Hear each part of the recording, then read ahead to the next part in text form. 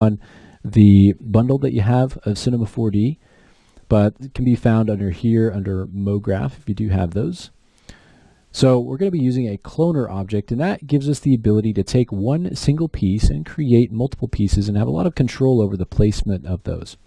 So I want to do some sort of disks in here. So let's bring in a cylinder, and let's also go to MoGraph and bring in a cloner. So we've got a cylinder and a cloner object. Here's the basic cylinder.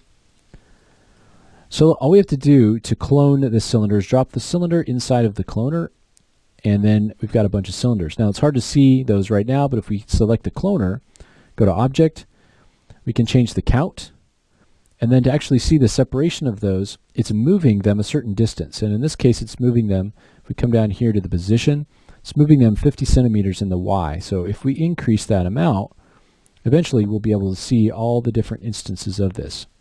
So let's take a look at what's happening. So inside of the cloner, it's creating a linear copy. So in a line, straight line, it's creating 9, a count of 9, and then it is incrementing those or moving those a certain distance in the Y. We can also move them a certain distance in the X, or a certain distance in the Z, or all three. We can also scale them and rotate them as well. You can see each one rotates a little bit more. So you can create some really interesting effects with this. For us though, I just want to have some cylinders populating the inside of this mouth that could be like a speaker or something like that. So the first thing I'm going to do is take the cylinder, which is still a primitive, and I want to change the orientation. So right now it's a Y orientation. Let's change this to be an X orientation. So it's more like that. Now I want to change how that cylinder looks. So let's change the radius, and we'll come down here so we can see it a little bit better. Let's change the height. I want it to be more like a disc shape. And then I also want to knock off the edges a little bit. So that's going to be in the caps. So we've got caps on. Let's turn on fillet.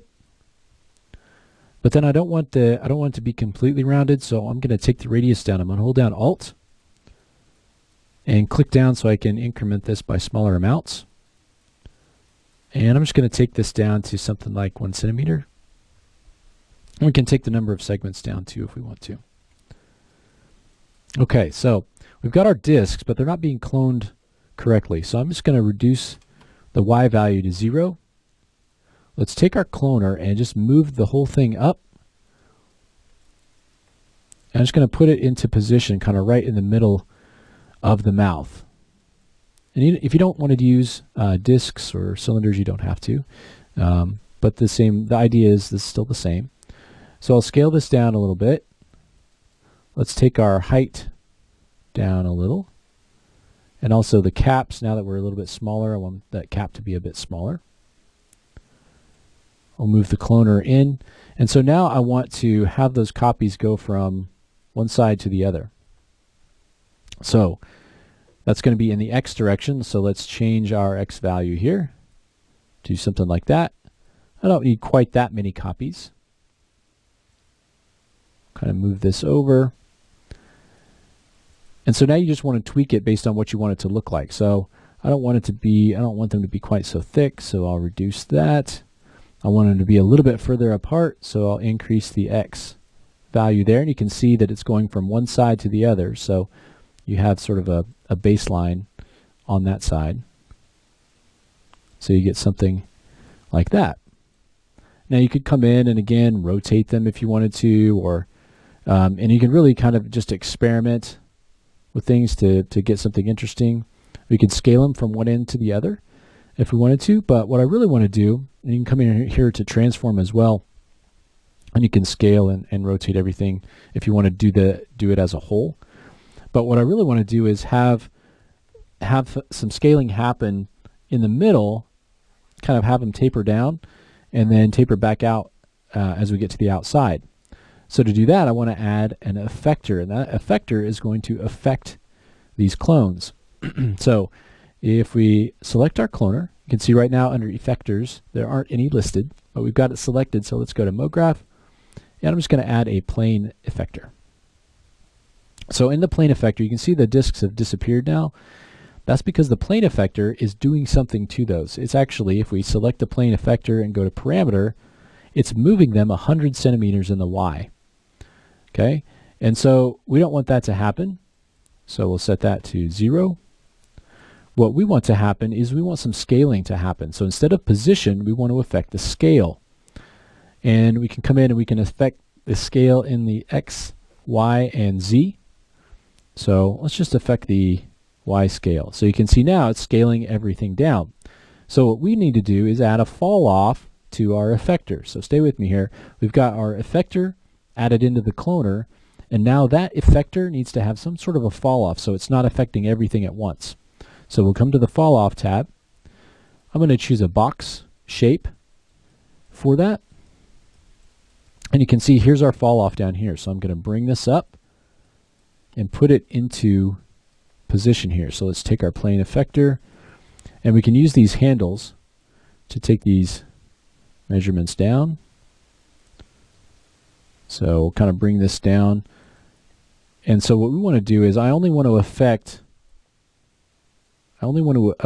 the cylinders in the middle. So you can see there now, it's kind of subtle, but you can see if I pull this in, we're now just scaling the ones in the middle. And if I go back to parameter and I scale it, you can see that effect is more pronounced.